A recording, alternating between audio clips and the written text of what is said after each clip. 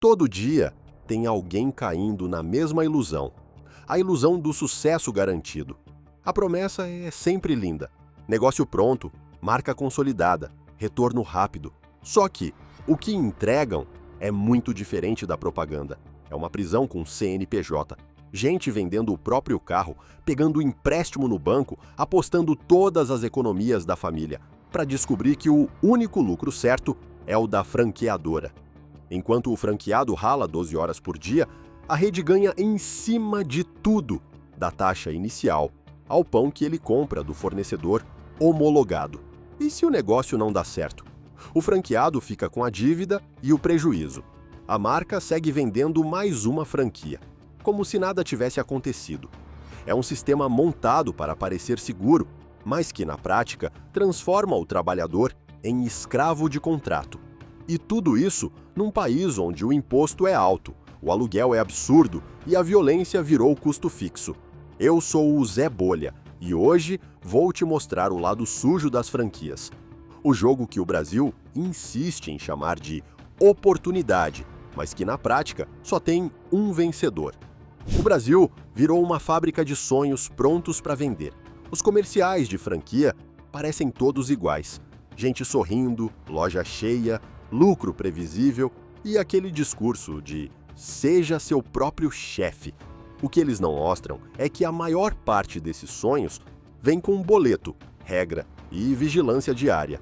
A propaganda é calculada para atingir quem está cansado de ser empregado e quer mudar de vida. O desempregado, o profissional frustrado, o pequeno investidor que juntou o que tinha. O público perfeito para comprar esperança. As franqueadoras sabem disso. Criam um roteiro emocional, mostram números médios de lucro, cases de sucesso cuidadosamente escolhidos e frases mágicas como negócio testado e aprovado. A ideia é fazer o candidato se sentir seguro, como se o risco tivesse sido eliminado. Só que o risco continua lá, inteiro. Ele apenas muda de lugar, sai do PowerPoint da franqueadora e cai no colo do franqueado.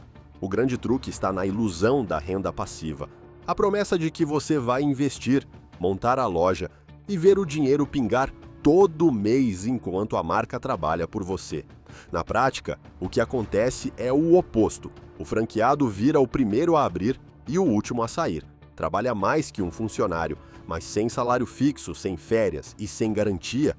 Compra um emprego com crachá invisível e chefe disfarçado de consultor de campo. As redes vendem autonomia, mas entregam dependência. Vendem liberdade, mas entregam manual de operação de 200 páginas. O franqueado pode até escolher a cor da parede, desde que esteja no padrão da marca, aprovado pela franqueadora e pintado pelo fornecedor homologado. E o mais cruel é que a narrativa funciona.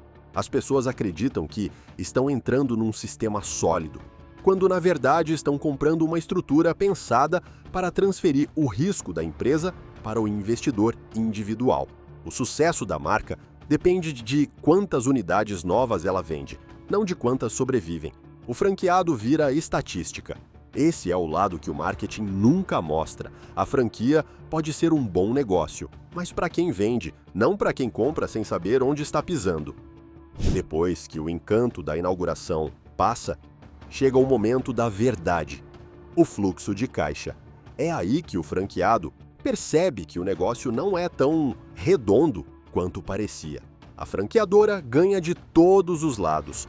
Primeiro vem a taxa de franquia, cobrada antes mesmo da loja abrir. Depois, todo mês, os royalties, que costumam variar entre 5% e 10% do faturamento. Não do lucro, do faturamento bruto. Ou seja, mesmo se a loja estiver no vermelho, a franqueadora recebe o dela. Além disso, há a taxa de marketing, que supostamente serve para divulgar a marca. Só que esse dinheiro quase nunca gera retorno local. Vai para campanhas genéricas, de rede nacional, que beneficiam quem já tem nome consolidado, não o franqueado recém-chegado, lutando para pagar o aluguel. E o golpe final vem nas compras obrigatórias. O franqueado é forçado a comprar produtos, insumos e embalagens de fornecedores homologados. Esses fornecedores costumam vender mais caro que o mercado aberto e muitos deles pertencem à própria franqueadora ou a empresas ligadas a ela. O lucro escondido está aí. A rede fatura duas vezes, uma pelo royalty e outra na intermediação das compras. Enquanto isso, o franqueado tenta fechar as contas com um aluguel caro, folha de pagamento, energia, segurança e imposto. O DRE não fecha. A margem real é engolida por taxas fixas que sobem todo mês. E quando ele questiona, vem a resposta padrão. Você precisa melhorar a gestão da loja. Um tapa de luva que transfere toda a culpa para o operador, como se o modelo não tivesse defeito algum. A conta é cruel. A franqueadora ganha sem risco e sem trabalhar no dia a dia. O franqueado paga para usar o nome e, no fim, percebe que quem mais lucra com a loja dele é quem não está dentro dela. Esse é o segredo sujo do sistema. O lucro da rede não depende do sucesso das lojas, mas da quantidade de novos contratos assinados. É um modelo de expansão infinita. Enquanto uns fecham, outros abrem, mantendo o faturamento da franqueadora sempre saudável. No papel, é um negócio genial. Na vida real, é uma máquina que drena o caixa de quem acreditou que estava comprando estabilidade. E o pior, quando o franqueado quebra, o contrato ainda o impede de abrir qualquer negócio parecido por anos. Ou seja, ele paga caro para trabalhar, não lucra e ainda fica proibido de recomeçar. Essa é a conta que não fecha e nunca vai fechar enquanto o jogo continuar sendo jogado dessa forma. É aqui que o sonho se transforma em prisão. O franqueado assina um contrato que parece manual de instruções, mas na prática é uma coleira. Tudo está ali. O que ele pode vender, o preço que deve cobrar, o uniforme que deve usar, o fornecedor que é obrigado a comprar, o modelo de atendimento, até o jeito de montar a vitrine. O dono da loja não manda em nada. É um funcionário disfarçado de empresário, sem férias, sem 13º e sem direito a reclamar. O contrato é tão fechado que, se ele tenta mudar o cardápio, pintar a parede de outra cor ou buscar um fornecedor mais barato, é advertido. Se insiste, é multado. E se tenta sair, descobre o tamanho da armadilha. Multas absurdas, cláusulas de sigilo, proibição de abrir negócio parecido por 2, 3 ou até 5 anos. Ou seja, ele paga para trabalhar e, quando não aguenta mais, ainda paga para ir embora. O franqueado pensa que está comprando independência, mas está assinando uma subordinação disfarçada. É o funcionário premium, aquele que assumiu o risco do patrão. Se o negócio vai bem, ele divide o lucro com a rede. Se vai mal, o prejuízo é só dele. Nenhuma franqueadora devolve taxa de franquia, cobre aluguel atrasado ou paga fornecedor. Elas ficam com o nome limpo e o caixa cheio. E o mais perverso é que, mesmo com tudo isso, a propaganda continua dizendo que franquia é o caminho seguro para empreender. O Brasil virou o país onde o sujeito paga caro para ser vigiado, onde o manual vale mais que o instinto, onde o empresário tem chefe, meta e auditor. E o contrato está ali para garantir isso, a rede sempre no controle, o franqueado sempre submisso. No fim, o trabalhador que fugiu do crachá acaba preso em um contrato que o transforma num funcionário sem direitos, e ainda chamam isso de liberdade. Mesmo que a franquia fosse perfeita no papel, o país não deixa o pequeno respirar. O franqueado acorda cedo para pagar imposto. Antes de vender o primeiro produto, já tem taxa, alvará, licença sanitária, vistoria, contador e uma pilha de obrigações que muda a cada governo. O Brasil trata o empreendedor como inimigo, cobra como se fosse multinacional, fiscaliza como se fosse criminoso e oferece zero segurança. A carga tributária ultrapassa 32% do PIB. São impostos em cascata que comem a margem antes do lucro nascer. E o sistema é tão confuso que o empresário gasta tempo e dinheiro só para tentar entender o que deve. Enquanto isso, o governo incha, o político vive bem E o franqueado trabalha para pagar boleto estatal. A burocracia é outro pesadelo. Abrir, operar e fechar uma empresa é uma via crucis. Cada prefeitura tem sua regra, cada estado tem um formulário diferente. A franqueadora promete padronização, mas o Brasil entrega labirinto.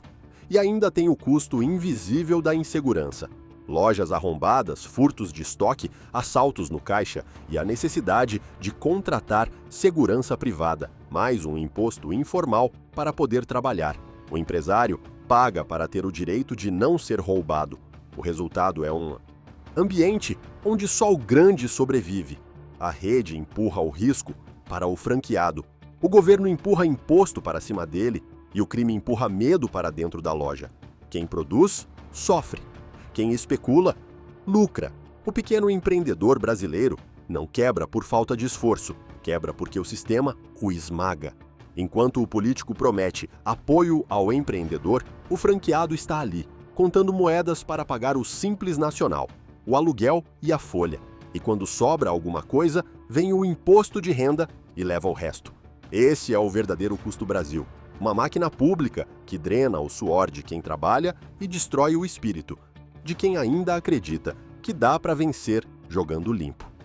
No fim das contas, o jogo é simples. Quem ganha é quem não corre risco. E no sistema de franquias brasileiro, quem não corre risco é a franqueadora.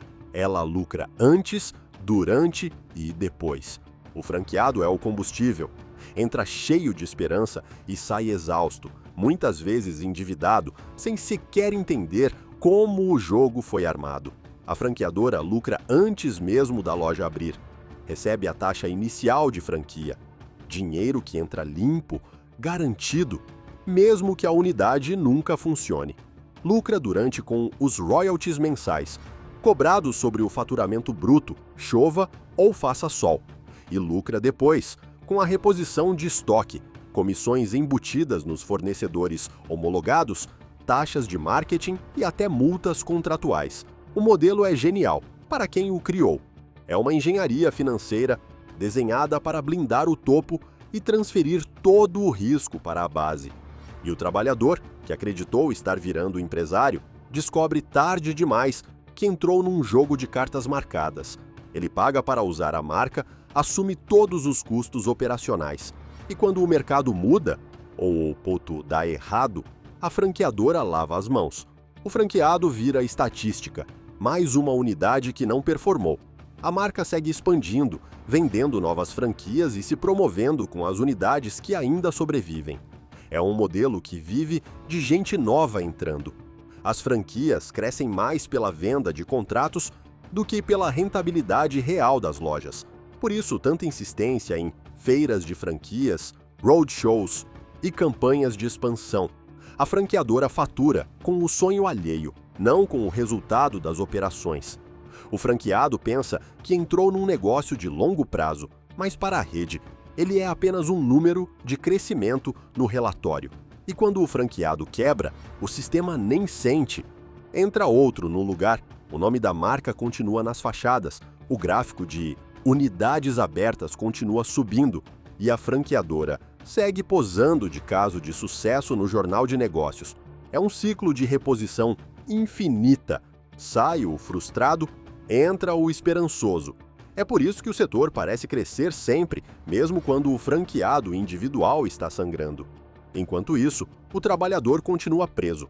Aquele que acreditou que ia sair da CLT acaba tendo menos liberdade do que antes. Trabalha seu dobro, ganha menos e vive com medo de não cumprir as metas impostas pela própria marca que ele sustenta. O empreendedor que sonhava em ter um negócio próprio virou o gerente da vitrine alheia. No fim, é fácil entender quem ganha. Ganha a franqueadora, que se financia com o dinheiro de quem acredita nela. Ganha o Estado, que cobra imposto de todos os lados. Ganha o banco, que lucra com os juros do capital de giro. Quem perde é o trabalhador, o pequeno investidor, o sujeito que acreditou no discurso de sucesso fácil e acabou descobrindo que o sistema foi feito para ele ser a engrenagem. não o dono da máquina. Esse é o lado mais sujo do franchising no Brasil. Um modelo que se alimenta da boa-fé de quem só queria trabalhar e vencer com dignidade. Nem tudo é tragédia. Existem franquias sérias, sim, marcas sólidas, com gestão profissional, suporte de verdade e operação que funciona. Só que, na maioria das vezes, são as mais caras. E há um motivo para isso. Negócio bom custa caro porque é estruturado, exige experiência e capital suficiente para enfrentar os primeiros meses, quando o caixa ainda está no osso. Essas redes ganham junto com o franqueado, vivem do resultado da operação, não da taxa de entrada. O problema é que o mercado está cheio de aventureiros disfarçados de franqueadores. Gente que inventa uma marca de fundo de quintal, monta um manual bonito, contrata agência de marketing e começa a vender franquia em feira como quem vende curso milagroso. E a armadilha é sempre a mesma. Quanto mais fácil e barato parecer, mais perigoso costuma ser. Quem pensa em investir precisa entender que franquia não é renda passiva, é trabalho duro. O franqueado vai abrir e fechar a loja, lidar com cliente, funcionário, fornecedor e ainda prestar contas à franqueadora. Por isso, o primeiro passo é encarar o negócio com realismo. Nenhuma marca garante sucesso e nenhuma planilha de apresentação substitui o estudo de ponto, de público e de concorrência. É essencial ler a circular de oferta de franquia com calma, buscar orientação de advogado e conversar com outros franqueados. É ali que está a verdade. Também é importante ter caixa para bancar a operação por vários meses sem depender de lucro, porque o início é sempre mais pesado do que parece. Franquia não é golpe. O golpe está na ilusão de que existe sucesso fácil. O trabalhador que quer empreender precisa de informação, paciência e coragem de dizer não quando o negócio parece bom demais para ser verdade. O sistema de franquias pode ser uma boa ferramenta, mas não é mágica, é uma engrenagem que exige disciplina, gestão e fôlego. No fim, o que eu quero é que você entre num negócio sabendo o que está comprando e não acreditando em propaganda. Quem entende o jogo entra para ganhar. Quem se encanta com promessa entra para pagar a conta. Se este vídeo te abriu os olhos, inscreva-se no canal, deixe o seu joinha e comente aqui embaixo. Você já pensou em comprar uma franquia ou conhece alguém que se deu mal nesse caminho? Quero ler a sua história, porque é dela que nasce o próximo alerta.